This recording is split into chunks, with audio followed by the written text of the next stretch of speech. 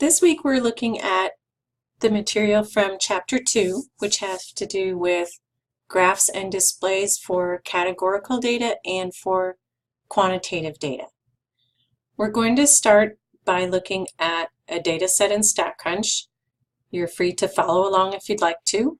This data set is called Happiness Data from GSS, and this is a data set that's in our class group on StatCrunch. First in this session, we're going to look at the graphs that we can do for categorical data. Looking at the description of this data set, we have quite a few variables in here that are categorical. The happy variable, health, income is a categorical variable because it divides income up into different categories. Married, where they answered a 0 for no and a 1 for yes, and religious.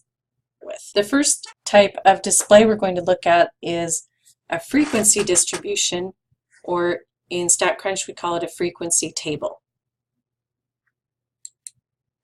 So we're going to start with our first categorical variable, which is happy, and we're going to look at all of these at once. So I'm going to highlight all of those categorical variables. Notice down here that we can do just frequencies, which would just be the numbers of how many are in each category, or we can also have it do relative frequencies, we can have it do percents, or we can have it do a few other things. We're going to use what it automatically gives us, which is frequency and relative frequency. Now when I clicked on compute, since one of our variables is the income had a lot of different categories. It had 25 different categories. StatCrunch sees that many different answers for the income, and it wants to know if we want it to turn on binning. What that would do is it would take some of those categories we already have and put them all together into one category. So it would group the categories into bigger categories. We don't want to do that because we want to look at each category separately. So I'm going to click cancel for that, and that way it won't do that to us. Here are all of our different frequency tables that it just created for us. Here's one for happy. We had the 3 different possible answers. These are the frequencies that give the numbers of respondents that answered each of the 3 different choices. And here we have the relative frequencies. If we wanted to look at percentages, we could take our relative frequencies and multiply by 100 so that it moves the decimal point over 2 places. For example, the number of people that answered number 2, which was the pretty happy choice, was 110, and the relative frequency of that is 0.58, which means that was about 58% of the respondents that gave that answer. We can see the same thing for the health variable. Looking at the frequencies, we can see how many answered number 3. That was the highest frequency. The lowest frequency was number 1. Here we can look at the relative frequencies, or we can think about those as percentages. Now here's the one that it was asking us about turning on binning, where it would have put some of our categories together. And we didn't have it do that, so we have all of these different categories. One of the things to notice here is that it doesn't list category 1, and it also skips number 6. What that means is that both of those had a frequency of 0. So nobody in this data set answered with either a 1 or a 6. And then we have relationship. We can look at the frequencies and the relative frequencies for those answers. And for the variable married, this was a 0 if they're not married and a 1 if they are. You can see looking at these values that these two were very close together. It was close to being half and half as to how many of these were married and how many were not married.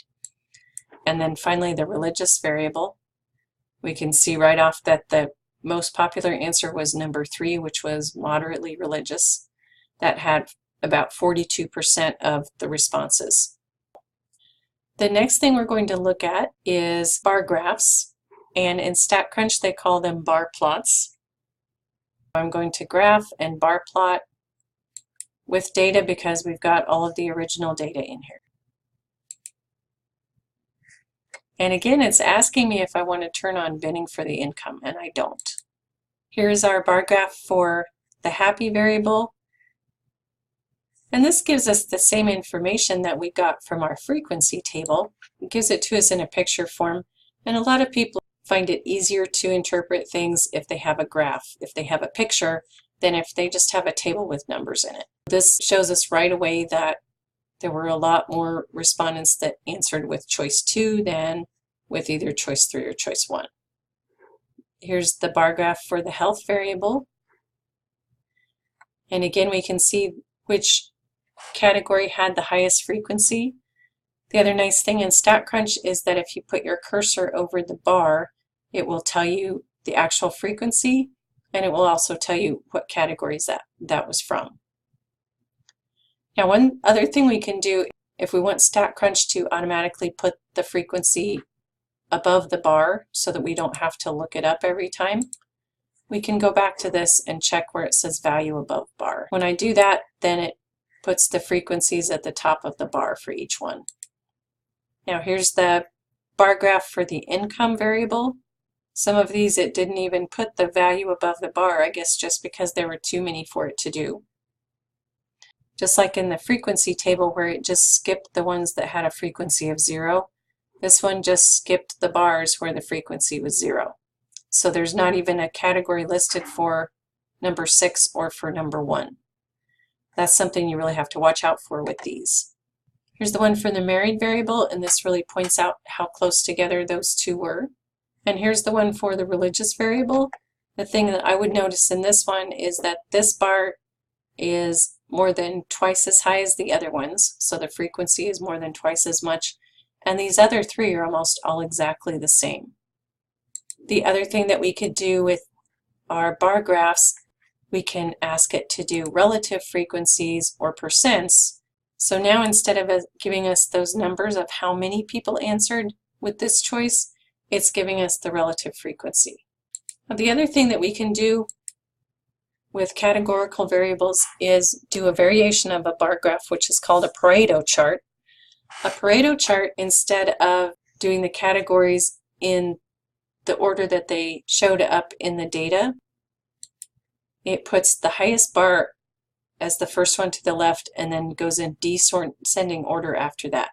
So to do this in StatCrunch, we just do a bar plot, but then where it says order by, we ask it to do count descending. This is something we'd use if we really want to point out which category has the most and which category has the least and how they go in between those two. Sometimes we have two categorical variables and we want to look at the relationship between them, or we want to take some data and split it up by two categorical variables at the same time. So let's do a side-by-side bar plot for two of these categorical variables. The two variables I'm going to pick to look at are married and happy. So I'm going to start with married, and so I'm just selecting married for my column, and then I'm going to have it group by the variable happy. What this is going to do is it's going to look at a bar graph for married, but it's going to group it by how they responded to the question about being happy. Here's what that graph would look like. It has two separate parts of the graph for how they answered the married question. So this is all the people that weren't married. This is all the people that were married. And then what we have is relative frequencies. These relative frequencies are overall. Out of all the people in this entire data set, there were 30% of them that were not married and answered that they were pretty happy. If we wanted to know how many of the not married people answered that they were pretty happy, then we'd have to go back and change this a little bit. Here we would want to do either a relative frequency within the category or a percent within the category. This time it's telling us out of all the people that answered that they weren't married, 58.8% of them answered with choice number 2 about being pretty happy. This gives us the percentage just within that category. These are the percentages for these people that were married. There's two different ways to look at the same thing.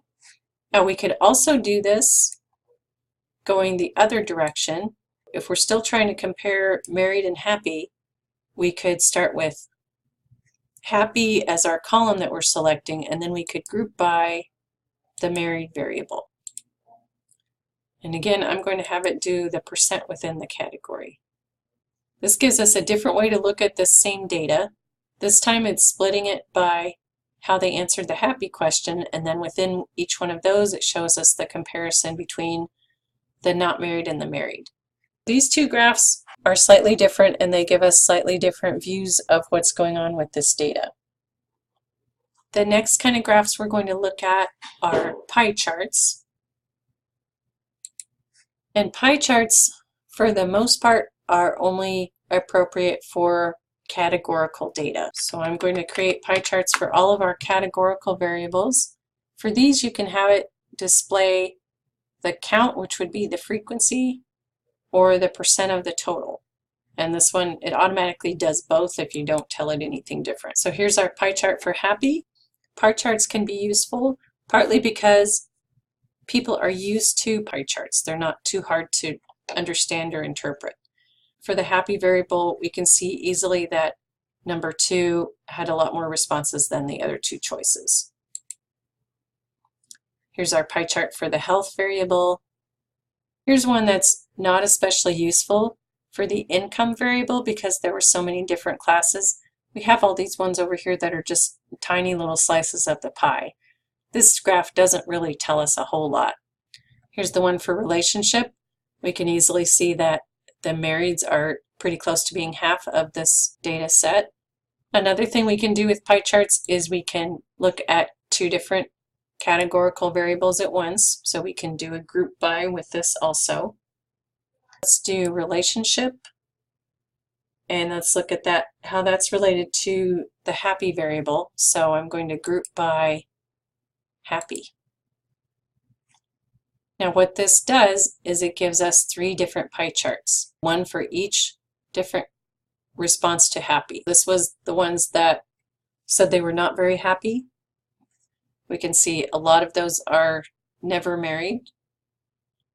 This one was the pretty happy response. So almost half of those are married. The smallest of these is the separated.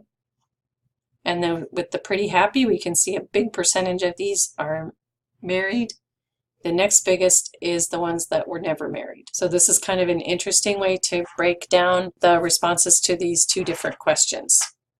To summarize what we just talked about, for our categorical or qualitative data, these are the types of graphs and displays that are appropriate for that type of data. Frequency distributions or frequency tables, bar graphs, in StatCrunch those are called bar plots, pareto charts where the bars are in order from highest to lowest, side-by-side bar graphs. These are useful if we have 2 categorical variables or if we want to break down one categorical variable by using another one also, and pie charts.